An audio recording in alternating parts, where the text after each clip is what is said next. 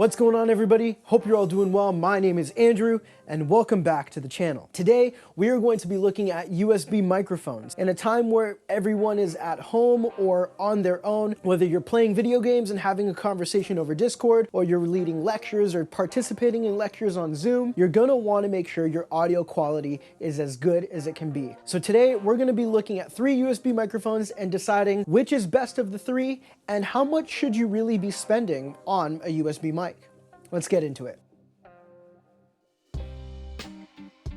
So today we are looking at 3 different price ranges. We're going to be looking at $55, we're going to be looking at a microphone that's $140, and we're going to be looking at a high-end microphone that is $350. We're going to be rating all of these microphones based on 4 categories: the visual aesthetic, the build quality, the sound quality, and any additional features that might boost it above its competitor. So without further ado, let's meet our first competitor. Coming in at $55, this is the CAD U49.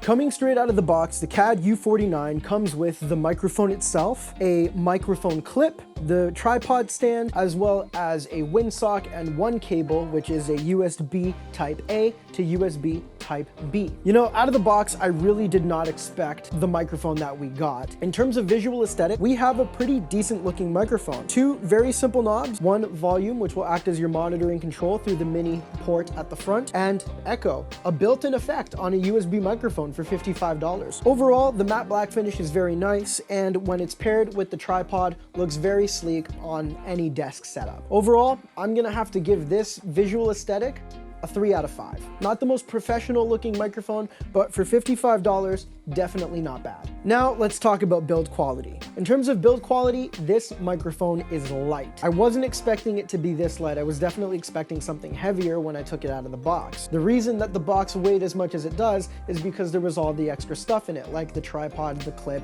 and the cable. Hopefully, if they ever decide to make this in a future iteration, it becomes a little bit heavier. For me, stability is a very key factor. I would like to see that, so I know I'm not gonna knock this thing over every time I get up from my desk. Overall, I'm gonna have to give this build quality a 2 out of 5.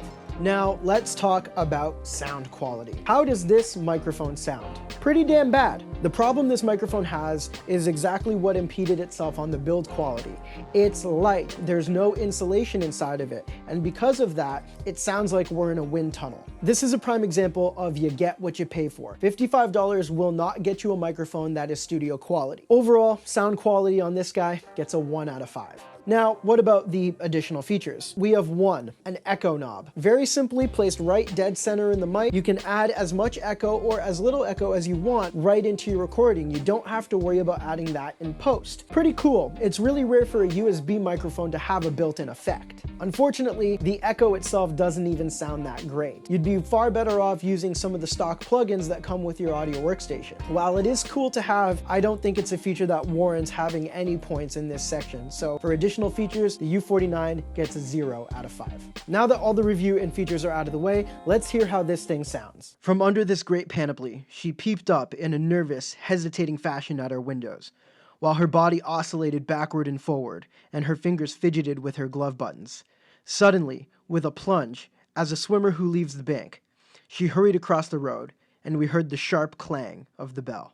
Up next, coming in at $140, we are looking at the Rode NT USB Mini. Coming straight out of the box, the Rode NT USB Mini isn't much to look at. It comes with the microphone itself, which is attached to a base, as well as 1 cable, a USB Type-C to USB Type-A. Overall, in terms of visual aesthetic, we're looking at a very simply designed microphone. An all matte black design with 1 control on the front. On the back, we're looking at the USB-C port, as well as a 3.5mm headphone jack. With its rectangular shape, it definitely resembles a studio condenser microphone and overall looks super sleek on a desk. I'll have to give this visual aesthetic a 5 out of 5. So visual aesthetics out of the way, how well is this thing built? The build quality on this microphone is pretty fantastic. It's heavy. Even without the bass, this microphone is heavy. I feel like I could do some real damage if I were to throw this at someone.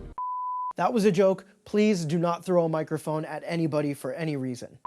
Now the base, while magnetically attached, is still pretty strong. When I put it down on my filing cabinet during a break in this video, I had to use a decent amount of force to actually get this thing off. The base's magnetic design was done on purpose, and it's to reduce any vibration that comes from your desk, or if you bump into it, into the actual sound of your microphone. I will say the one thing that I don't like about this microphone inside of the build quality is the stiffness of the angle adjustment. Most microphones are pretty easy to do. I'm assuming because this is brand new, it's really stiff, and I hope over time it would loosen. But as of right now, it's not something that I'm a huge fan of. Another cool thing is the rubber grommet at the bottom of the angle adjustment. If you remove that rubber grommet, as I've done here, and you can see I'm having a pretty tough time with it, it reveals the threading underneath, which you can use to put on a studio arm or on any other mic stand. Overall, I have to give this build quality a solid 5 out of 5. Now let's talk about the sound quality. The sound quality itself is pretty good. For a $140 microphone, it sounds a little bit better than that type of price point. The one thing that I really noticed is that everything you say in this is very clear. Everything that you enunciate, everything that you say, if you're talking really fast, words get heard with this microphone. Whether you're on Discord with your gamer friends or if you're participating in a Zoom lecture, this is something that's going to get you heard and that's going to make sure you are understood. The one thing I don't like about this microphone is that there doesn't seem for myself to be enough of a dynamic range. I have a naturally high voice and I would like to see a bit more dynamic range to bring my voice down in the frequency spectrum. Overall, a very decent sounding microphone, and I would have to give it a 4 out of 5. In terms of additional features, there really aren't many on this particular microphone. We have one knob that controls both your headphone volume as well as your gain, which is also a button. By pressing that, you can switch back and forth between the two. The NT-USB Mini will score a 0 out of 5 for additional features, just due to the fact that there aren't really many. Now let's talk about the pros and the cons of this microphone. The pros: this microphone handles plosives really well since it has a built-in pop filter, and it's really small, so it takes up a lot less desk space compared to the other two microphones we're talking about today. In terms of cons, there really aren't many. It's a very simple microphone and a very good microphone at that. I'd say at $140, you'd be hard pressed to find a better microphone than the NT-USB Mini. Okay, I've done a lot of talking. Let's check out the Rode NT-USB Mini. From under this great panoply, she peeped up in a nervous, hesitating fashion at our windows, while her body oscillated backward and forward, and her fingers fidgeted with her glove buttons. Suddenly, with a plunge, as of the swimmer who leaves the bank, she hurried across the road, and we heard the sharp clang of the bell. And finally, we have coming in at $350, the Shure MV7. The Shure MV7 comes out of the box with 3 very simple things. 1 being the microphone itself, and 2 cables. 1 USB Type A to a micro USB, as well as a micro USB to USB Type C. I really like the fact that they gave multiple cables in this package, just so you can make sure you have the right connections straight out of the box. Now, let's talk about the microphone itself. Do you recognize this design? If you do, then you've clearly watched our other videos. This looks a lot like an SM7B. Although it's definitely a little thicker in its design, a lot shorter, it still resembles that microphone really well. So if you want the SM7B look without paying the price of a 7B, the MV7 might be for you. In terms of visual aesthetic, there's not much to say since it's so similar to that microphone. The one thing I don't like about this microphone visually is the Shure logo on the side. It's not being done justice on camera, but in person, it is massive. It stares you right in the face saying, hey, you know who this microphone was made by? I would love to score this microphone higher in terms of visual aesthetic if it weren't for this massive logo. Make it a little bit smaller, and now we're talking. I love simplicity and subtlety, and this massive logo isn't doing it for me. Again, with the other microphones, we have an all matte black finish. We have a built-on pop filter that is removable to show the capsule, as well as the touch controls on the top when you're using this in the USB function. The microphone does come with some paper documentation on how to use the touch controls. However, after fumbling around with it for about 2 minutes, I was using this thing as if I had always had it. The mounting system, much like the 7B, is very sturdy. Putting it on its own desktop stand or even on a studio arm or microphone stand, you're not gonna get this microphone to move anywhere. It's really sturdy and it's got some good weight to it. In terms of build quality, we gotta talk about the mounting system. Much like the Shure SM7B, the MV7 can be used upright or upside down in its configuration. The cool thing about it is that it is rotatable by 180 degrees, so if you want that Shure logo readable, you can have it that way. Overall, this microphone is heavy. It's not as heavy as a 7B or as heavy as some other high quality mics out there, but definitely has some weight to it that assures me this isn't going anywhere once I mount it to a stand or to a studio arm. Overall, the build quality of this thing gets a 5 out of 5. With a microphone of this price at $350, we have to talk about sound quality. How does this microphone sound? Pretty awesome. The MV7 is very comparable to the SM7B in that words are going to be heard. There's a little bit of a brightness on the top end. However, if you get too close to it, you're going to distort the mic very quickly. It's not meant to take high sound pressure levels. It's definitely something that you want to stay at least 3 to 6 inches away from when you're talking into it. When the microphone is hooked up via USB, it sounds pretty damn good all on its own, given that you have the touch controls to control not only your gain, but your monitoring via the headphone jack at the back. This is a microphone that you can definitely hook up straight to your computer and start plugging away. I would definitely consider this as an on-the-go microphone. If I know I'm going to be holed up in a hotel and I need to make sure I'm on a Zoom call, this microphone would probably make it into my bag. The difference between the USB function and the XLR function isn't horribly different, which is a great thing to note. If you've been using it with a preamp at home and now all of a sudden you need to use it on the go,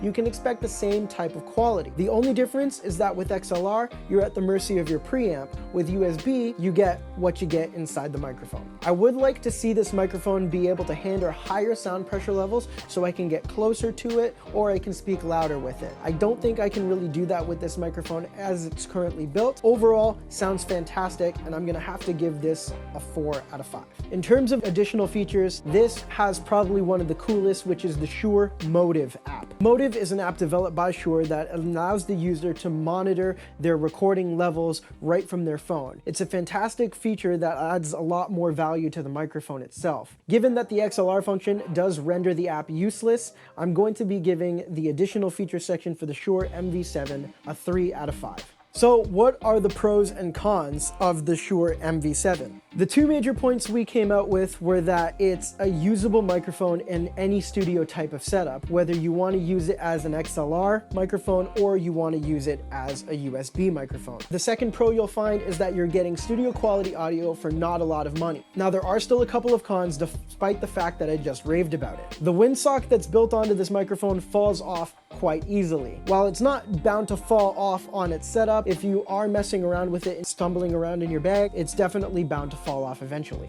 The other con I did mention when talking about the Motive app is that that app is useless when you're in XLR mode. Very minor gripe for an otherwise fantastic microphone. Enough of me talking about this thing. Let's check out how the MV7 sounds. From under this great panoply, she peeped up in a nervous, hesitating fashion at our windows, while her body oscillated backward and forward, and her fingers fidgeted with her glove buttons. Suddenly, with a plunge, as of the swimmer who leaves the bank, she hurried across the road, and we heard the sharp clang of the bell.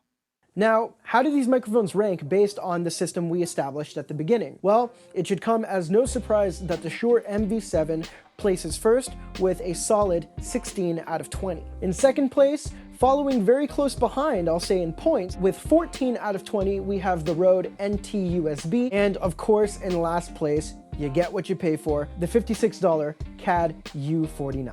The one thing I will say about the U49 is that if you're in an absolute pinch, you need to be on a Zoom call in 10 minutes and you need to quickly run out and go grab a microphone, it's not a bad choice, but you can definitely get better quality if you're willing to spend more money. Now let's talk about how closely the NT USB Mini and the MV7 placed. Although drastically different price points, sound quality is very comparable to each other. So to answer the questions, which of these mics is best? Well, of course, based on our rating system, the Shure MV7. How much should you be spending on a USB microphone? I would say it's safe to spend around $100 to $150 on a USB microphone. You can easily pick up the NT USB Mini, or if you're willing to splurge up into the 200 range, another notable option would be something like the Audio-Technica AT2020 USB-I. At the end of the day, we can't tell you how much to spend. I'm simply saying this is how much I would spend on a USB microphone if I was going to get one. And if you have the budget to spend a little bit more,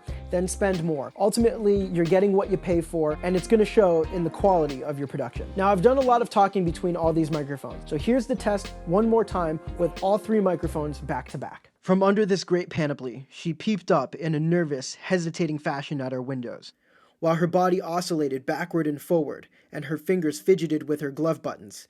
Suddenly, with a plunge, as of the swimmer who leaves the bank, she hurried across the road, and we heard the sharp clang of the bell. Thank you guys so much for watching. We hope you learned something on what microphone you should pick up out of these three. And if you're not picking any of these up, we hope we were able to help you decide how much you should spend on a USB microphone. If you want to check out a couple of our other videos, please do so. It helps us out greatly. You can check out our Aston Stealth versus SM7B shootout, or you can check out one of our more recent videos of why you should pick up a Fender Stratocaster. We'll see you guys in the next video. Peace.